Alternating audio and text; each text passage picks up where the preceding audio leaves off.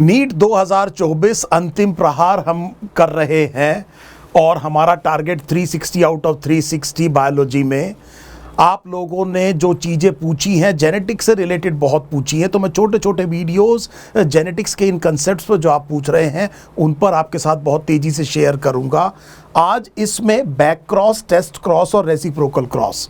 कुछ बच्चे कह रहे हैं कि सर इनके बीच में अंतर क्या है और क्या क्या क्वेश्चन यहाँ से पूछा जा सकता है। तो चलिए एक मैं बैक क्रॉस से शुरू करता हूँ। लेट अस डिज़ाइन अ मोनो हाइब्रिड क्रॉस।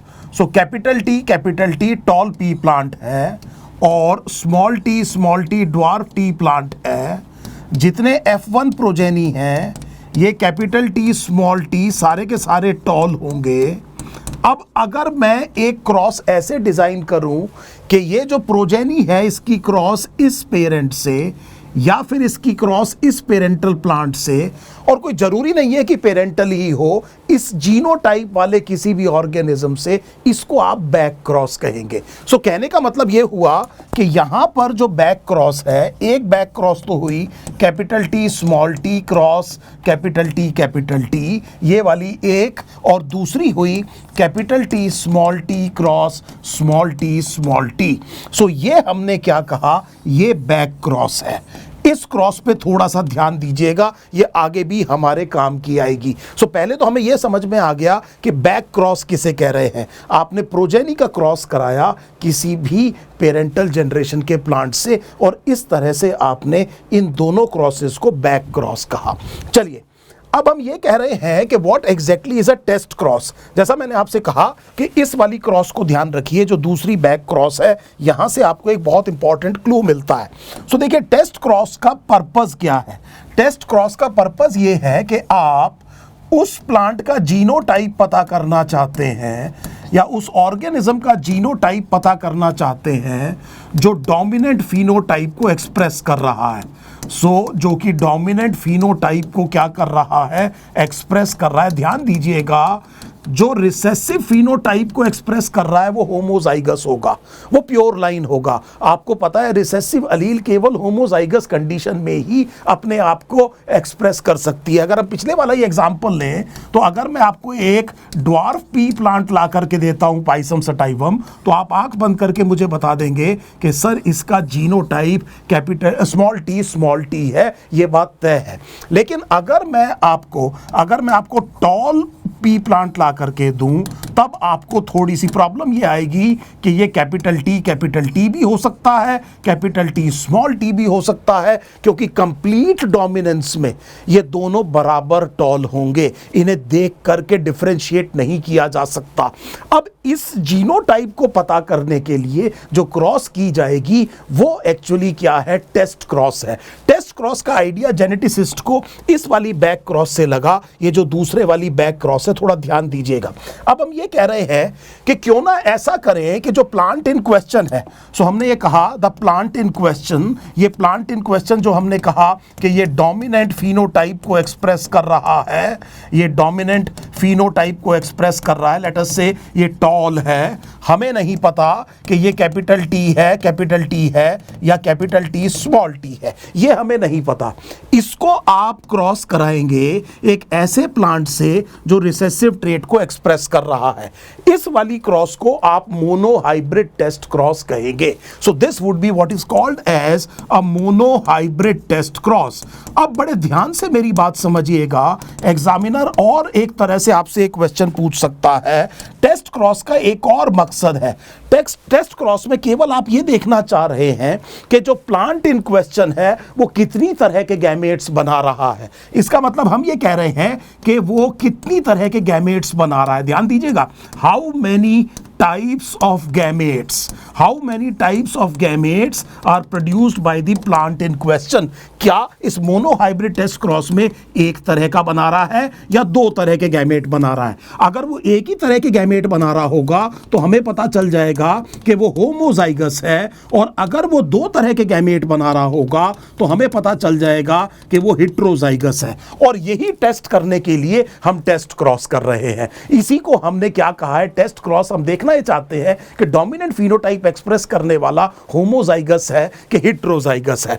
अब एक बड़े आसानी से बात को ये समझिएगा कि यहां पर अगर ये एक ही तरह के गैमेट बना रहा है तो ये कैपिटल टी है, और हमें ये पता है क्यों कि एक और चीज ध्यान से समझिएगा, मुझे पक्के तौर पे पता है कि ये जो प्लांट मैंने इस्तेमाल किया है ये केवल एक ही तरह के गैमेट कंट्रीब्यूट कर रहा होगा। सो डिफरेंस प्रोजेनी में इस वाले प्लांट की वजह से आएगा कि वो कितनी तरह के गैमेट बना रहा है। एग्जामिनर आपसे ऐसे पूछ सकता है the purpose of the test cross is, so आप आंसर ये भी ढूंढ सकते हैं the number of type of gametes produced by the plant in question. The plant in question will be the plant that is expressing the dominant phenotype. अब आप देखेंगे यहां पर तो ये सारे के सारे जो प्लांट हैं ये कैपिटल टी, स्मॉल टी और सारे टॉल बनेंगे, लेकिन अगर ये दो तरह के गैमेट बना रहा है और ये हेटेरोजाइगस है तो आपको बहुत अच्छे से समझ में आ गया कि कैपिटल टी स्मॉल टी 50-50% होंगे और ये रेशो कितना आ जाएगा 1:1, और इस रेशो को आप मोनोहाइब्रिड टेस्ट क्रॉस रेशो कहते हैं। अगर एक प्लांट केवल एक ही तरह के प्रोजेनी प्रोड्यूस कर रहा है तो इसका मतलब एक ही तरह के गैमेट बना रहा है, वो होमोजाइगस होगा। और अगर वो दो तरह के गैमेट बना रहा है तो दो तरह के प्रोजेनी प्रोड्यूस हो रहे होंगे, इसका मतलब हेटेरोजाइगस होगा। यहां पर एक और बड़ा छोटा सा नुआंस समझने की कोशिश करिएगा। मैं यहां पर 1:1 को बहुत ज्यादा अडहेयर नहीं कर रहा हूं, क्लासिकल रेशो 1:1 है। इस एग्जांपल को थोड़ा सा दूसरी तरह से समझाता हूं। 9:3:3:1 रेशो तब आएगा जब 16 प्रोजेनी हो। Now please try to understand, हम ये कहना चाह रहे हैं कि अगर दो तरह के प्रोजेनी बन रहे हैं तब हम ये कह रहे हैं कि ये बेटे हेटेरोजाइगस होगा। Yes, ideally over a long size of the sample ये रेशो कितना होना चाहिए 1:1 होना चाहिए।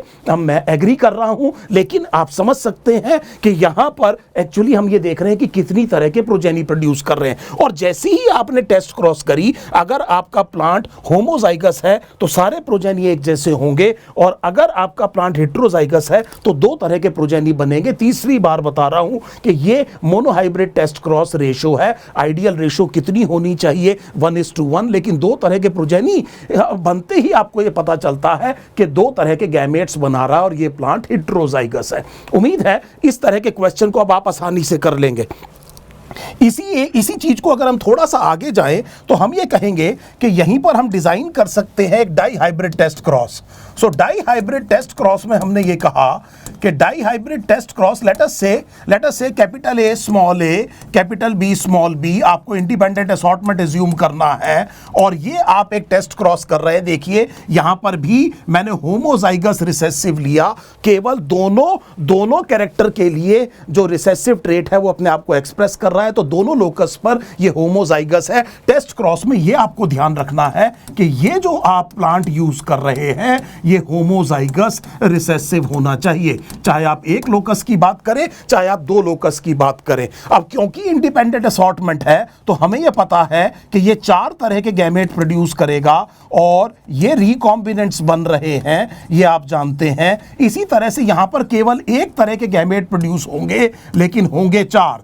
सो ये बात भी आप अच्छे से समझते हैं कि यहां पर बनेंगे तो चार लेकिन सारे के सारे एक ही तरह के होंगे। अगर इसमें आपको कोई प्रॉब्लम है कि कितने गैमेट बनते हैं, कितनी तरह के गैमेट बनते हैं, इसको अगर आपने समझना है तो आप वीडियो के कमेंट सेक्शन में मुझसे पूछ लीजिए, मैं एक छोटा सा वीडियो उसके ऊपर भी कर दूंगा। अगर आप यहां पर देखेंगे तो ये जीनोटाइप ये होगा और फिनोटाइप बिल्कुल अलग है। दोनों डोमिनेंट ट्रेट अपने आप को एक्सप्रेस करेंगे चारों एक जैसे। अगर आप यहां देखें तो ये भी चारों एक जैसे, ये अलग फिनोटाइप आ गया। और इसी तरह से अगर आप यहां पर देखें तो ये चारों भी एक जैसे, और अगर यहां देखें तो ये चारों भी एक जैसे। जब आप डाई हाइब्रिड टेस्ट क्रॉस कर रहे हैं तो रेशो जो है डाई हाइब्रिड टेस्ट क्रॉस का 1:1:1:1 आया है, जिसमें बेटे 50% पेरेंटल है, ये पेरेंटल है और ये पेरेंटल है। ये 50% बेटे क्या है पेरेंटल हैं, लेकिन हर एक जो है 25-25% है। सो हमने कहा 50% पेरेंटल है, जिसमें पेरेंटल 1 25% है और पेरेंटल 2 भी कितना है, 25% है, और 50% क्या बने हैं बेटे, रिकॉम्बिनेंट्स बने हैं अगर आप ध्यान से देखें। और ये 50% रिकॉम्बिनेंट्स भी हर एक दो तरह के होंगे, R1 और R2, ये भी कितने होंगे, 25% और 25%। और रेशो क्या आ गया बेटे, 1:1:1:1:1। एग्जामिनर आपसे पूछेगा कि अगर आपने एक डाई हाइब्रिड टेस्ट क्रॉस करी है और रेशो 1:1:1:1 नहीं आ रहा है तो क्या फिनोमिना है, तो आप कहेंगे कि इंडिपेंडेंट असॉर्टमेंट नहीं है। एग्जामिनर आपसे पूछेगा अगर इंडिपेंडेंट असॉर्टमेंट नहीं है तो ये तो बताओ है क्या, तो आप कहेंगे लिंकेज है। और जितना ज्यादा स्ट्रॉन्ग लिंकेज होगी उतने कम रिकॉम्बिनेंट्स और उतने ज्यादा पेरेंटल्स बनेंगे। आपने मेरे से एक और लिंकेज के लिए कहा हुआ है, वो मैं थोड़ा सा डिटेल में लिंकेज वाले वीडियो में करूंगा। उम्मीद है अब आपको टेस्ट क्रॉस समझ में आ गया। अभी भी आप ये देख रहे हैं कि ये वाला प्लांट जो डोमिनेंट फिनोटाइप दोनों लोकस पे एक्सप्रेस कर रहा है वो कितनी तरह के गैमेट बना रहा है। ये जितनी तरह के गैमेट बनाएगा उतनी तरह के फिनोटाइप प्रोजेनी में आएंगे। बेसिक बात मैंने इस टेस्ट क्रॉस को एक डिफरेंट तरीके से आपके सामने प्रेजेंट कर दी।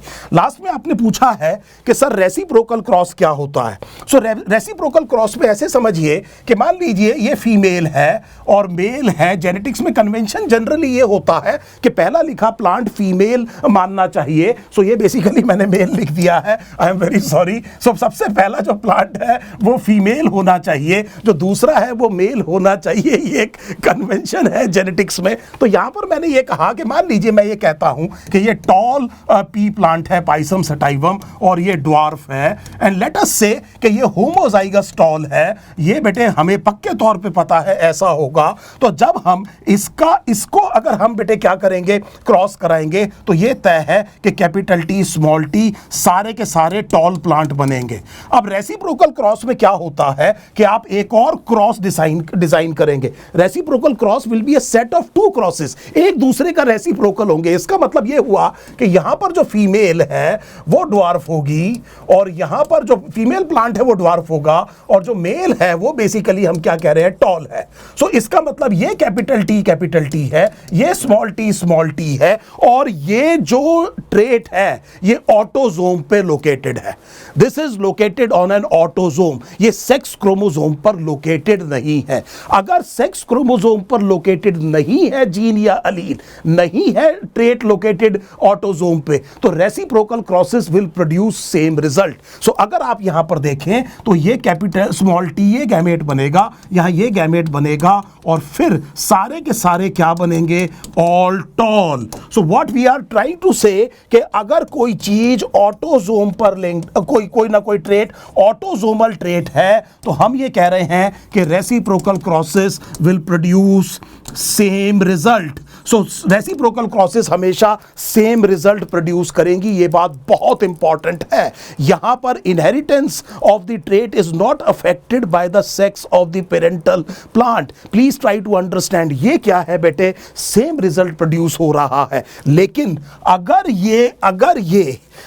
ये एक्स क्रोमोसोम पर है, सो लेट अस से व्हाइट आई जो ट्रेट है फ्रूट फ्लाई में, ड्रोसोफिला मिलानोगास्टर में, वो एक्स लिंक्ड ट्रेट है और एक्स लिंक्ड रिसेसिव कंडीशन है। अब हम देखते हैं कि अगर हम एक रेसिप्रोकल क्रॉस करें तो क्या फर्क आता है। सो लेट अस से यहां पर जो फीमेल है वो बिल्कुल नॉर्मल है, उसके पास दोनों नॉर्मल अलील है, और मेल जो है वो व्हाइट आई है, उसकी व्हाइट आई है।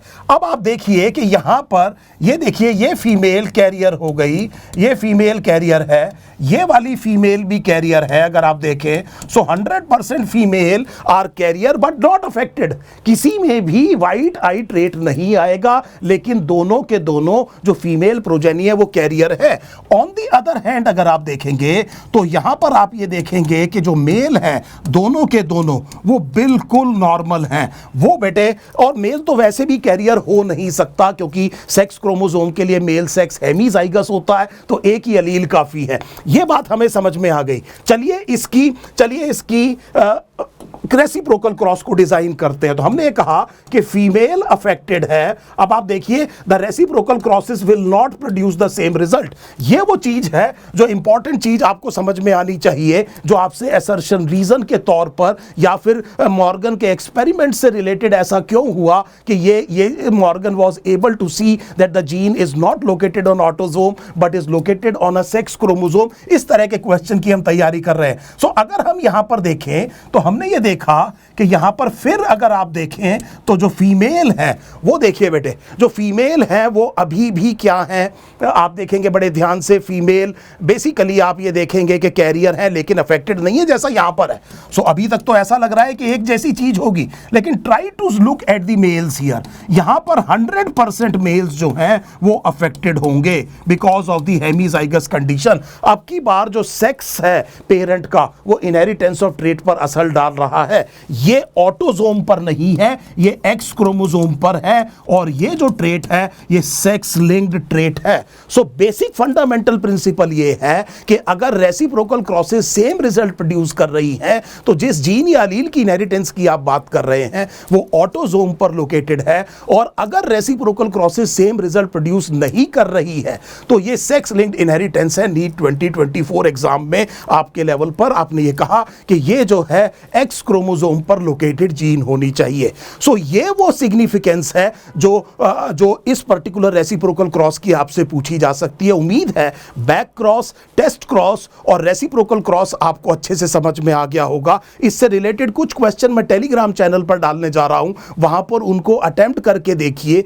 एक और जो अगला वीडियो मैं आपके लिए लेके आ रहा हूं वो है जिसमें आपने ये कहा है कि सर डाई हाइब्रिड क्रॉस में कुछ बच्चों ने कहा है जो कैलकुलेशन वाला पार्ट होता है एक बार उसको करा दीजिए। तो अगला वीडियो वही होगा। अगले 2-3 दिन हम जेनेटिक्स पर और साथ में ह्यूमन फिजियोलॉजी पर बहुत ज्यादा फोकस कर रहे हैं। आपके जो भी डाउट्स हैं मुझे बताते रहिए। जेनेटिक्स पर मैं अगले 10 दिन तक फोकस रखूंगा। बीच में हम 2-3 दिन ह्यूमन फिजियोलॉजी, उसके बाद प्लांट फिजियोलॉजी, सेल बायोलॉजी, इस तरह से आगे मूव करते चले जाएंगे। उम्मीद है इस अंतिम प्रहार से आपको नीट 2024 को क्वालिफाई करने में काफी आसानी होगी। Keep posting your comments. Thank you so much.